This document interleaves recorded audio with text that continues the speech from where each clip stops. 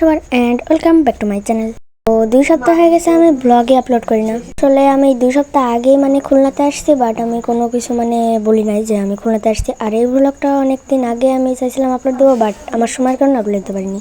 And আমি এখন রাতের বেলা বৃহস্পতিবারের রাত 11টার সময় ভয়েস দিতেছি। আর এখন অলরেডি একটু ফাঁকাই আছে, না হলে সারাদিন আমি টাইমই পাই না। তো এসব বকবক না করে আজকে আমরা ব্লগের দিকে নজর দিই। তো ব্লগে এখানে আমি চলে আসছি রাজশাহী রেল স্টেশনে, আর এটা আমাদের রাজশাহী রেল স্টেশন। তো আগে 2-1টা ব্লগে তোমরা দেখছিলা যে আমি খুলনা যাইতেছি, বাট ওইগুলা এমনি পুরোটা দেখানো হয় নাই। আর আমার ভয়েসটা হয়তো একটু আস্তেই শোনা যেতেছে, কারণ আমি যে বয়াটা ইউজ করে ভয়েস দিই ওইটা আমি ওখান থেকে আনতেই মনে নেই। আর এরপরে রেলওয়ে স্টেশন থেকে এখান থেকে আমরা কিছু খাবার টাবার কিনে নিয়ে এরপরে আমরা আবার রেলওয়ে স্টেশনের দিকে চলে যাব।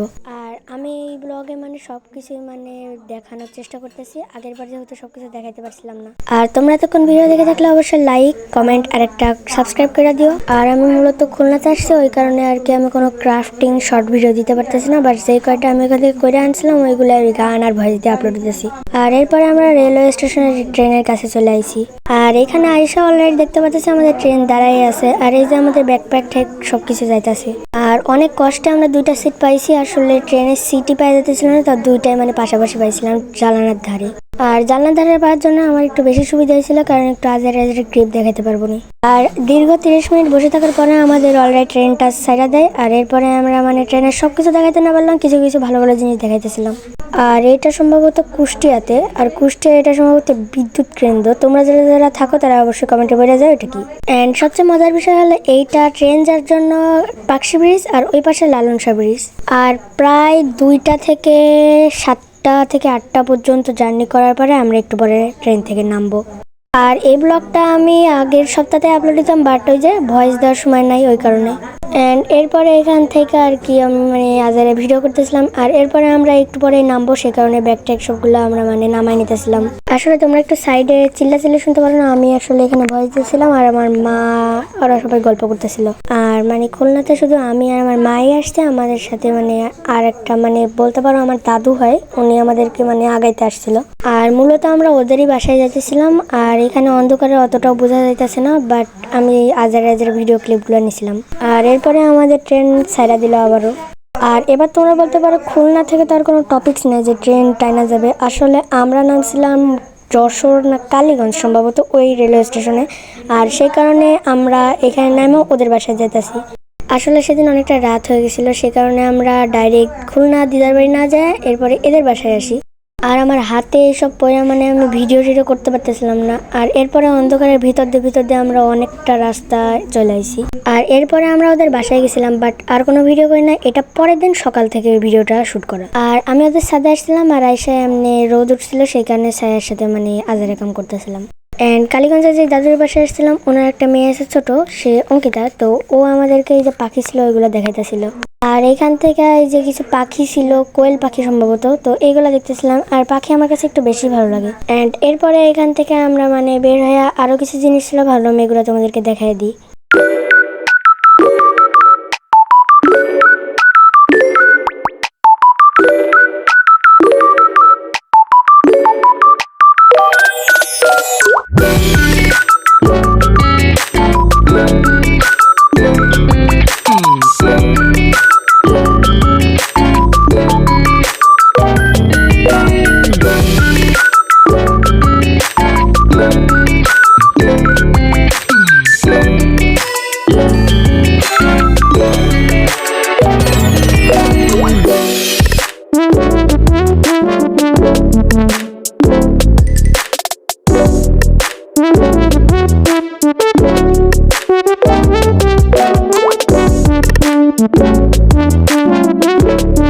আর এইখানে একটা চিপা ছিল, এই চিপার ভেতরে আমি মোবাইল নিয়ে যেতে ভয় পাচ্ছিলাম, পড়ে গেলে তো একেবারে শেষ। অ্যান্ড এরপরে ছাদের উপরে আরো কিছুক্ষণ ঘোরাঘুরি করতেছিলাম। আর এসব বাজারে ক্লিপ তোমাদের কাছে কেমন লাগছে কমেন্টে বলো।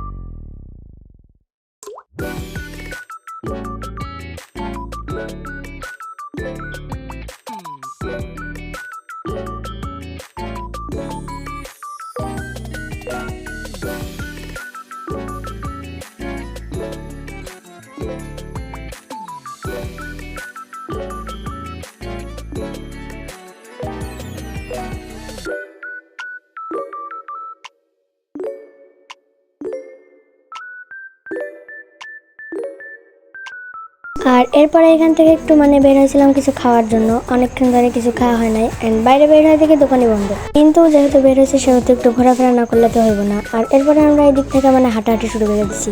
আর আসলে এখানকার লোকজন মানে এত ভালো মানে আমি ভিডিও করতেছি তাও ওনারা জিজ্ঞাসা করতেছে ভিডিও করো কেন, হ্যান ত্যান ইত্যাদি ইত্যাদি। আর 100 জন বুদ্ধিমানের মধ্যে 2-1টা তো ছাপড়ি থাকবে। আচ্ছা ওই সব ছাপড়ির কথা বাদ দিয়ে এখানে মানে একটা মন্দির ছিল, ভাবলাম এর উপরে মানে উপরে না একটা সাইডে জায়গা আছে এখানে উঠি। আর এখান থেকে বেশ একটা উঁচু ছিল না, বাট এইখানে একটা কি কয় একটা সিঁড়ি ছিল, এখান থেকে মানে ছাদের উপরে উঠে যায়, বাট আমি রিস্ক নিলাম না, ভাঙা চোরা পড়ে গেলে তখন আবার শেষ। আর এখানে বেশ একটা রিস্ক না নিয়ে আমরা এখান থেকে মানে চলে আসলাম নিচে। আর এতদিন পর্যন্ত আমি মানে ব্লগ আপলোড দিই নাই, তোমরা অনেকে আমার মানে ইনবক্সে নক দিয়ে বলতেছে কেন দিই না, আসলে আমার সময় নাই ভাই, সময় নাই। এন্ড এখান থেকে মূলত ভিডিও করছিলাম এই যে 2টা বিড়াল বসেছিল রোদের ভিতরে, এটা আমার কাছে ভালো লাগছিল ওই কারণে আর কি ভিডিও। আর এরপরে এখান থেকে আবার হাঁটতে হাঁটতে আমি চলে যেতেছি বাসার ভিতরে।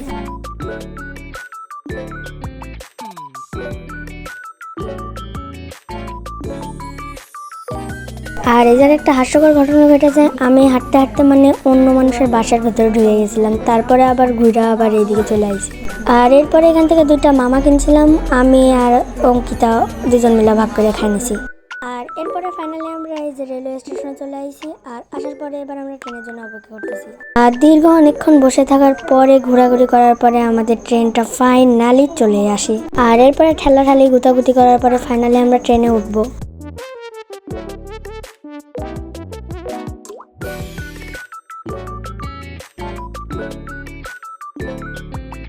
আর এরপরে এই যে আমাদের ট্রেনের ভিতরে চলে আসি। আর আসার পরে দেখে আমাদের সিটে আরেকজন বসে আছে এন্ড ওকে এক টোকা মেরে উঠাই দিয়ে এই যে সে অঙ্কিতা।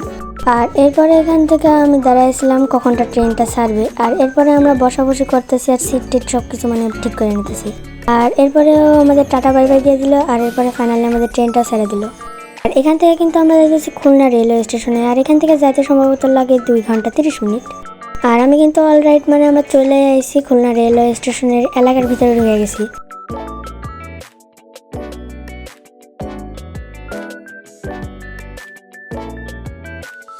আর এইখানে মানে হঠাৎ করে এমন একটা ঝাঁকি দেয়, ফোন ভাবছিলাম ঠাস করে পড়াই যাবে।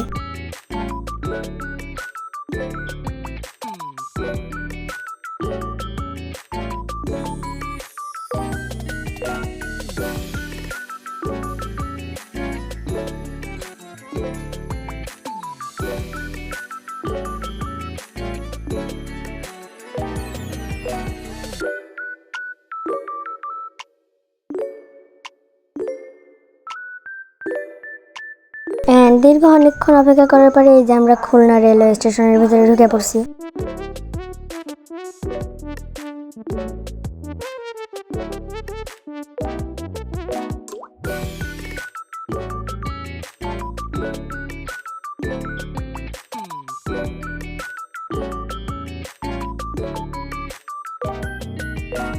আর এরপরে এক লাফ মাইরা ট্রেনের ভিতর থেকে লাফ মারলাম।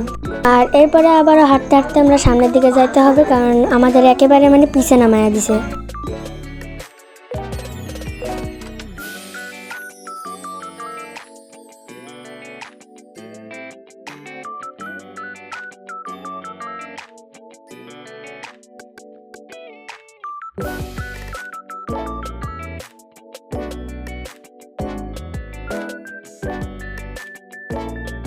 আর এখানে সবচেয়ে মজার বিষয় হলো খুলনা আর রাজশাহী, মানে রাজশাহী একেবারে কপি বা ডুপ্লিকেট করছে এই খুলনা রেলওয়ে স্টেশন। আর এখন খুলনার মানুষগুলো এসে আমার কবে না রাজশাহী কপি করছে। আসলে এবার বলো যে রাজশাহী কি করছে রেলওয়ে স্টেশন নাকি খুলনাকে রেলওয়ে স্টেশন করছে। আর এই কথা যখন আমি আমার মারে বলছি তখন আমার মা তো আমার মায়ের একেবারে ভসকাইয়া দিছে।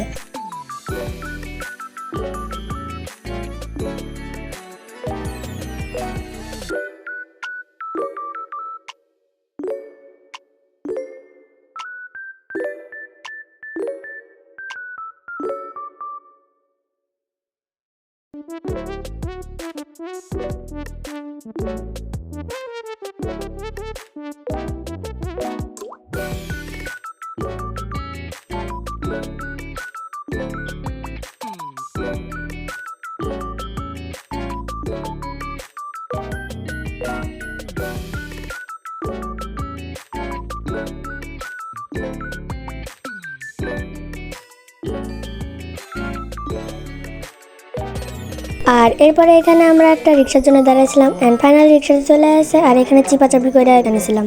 আর আমাদের এখনো অনেকটা দূরে যেতে হবে, সেই কারণে খুলনা শহরটা দেখা এরপরে আমরা মানে রিক্সা মামারে নিয়ে দৌড় মারলাম। আর এই ভিডিওটা শর্ট ফর্মে করা ছিল, সেই কারণে আর কি এমন লম্বা আছে।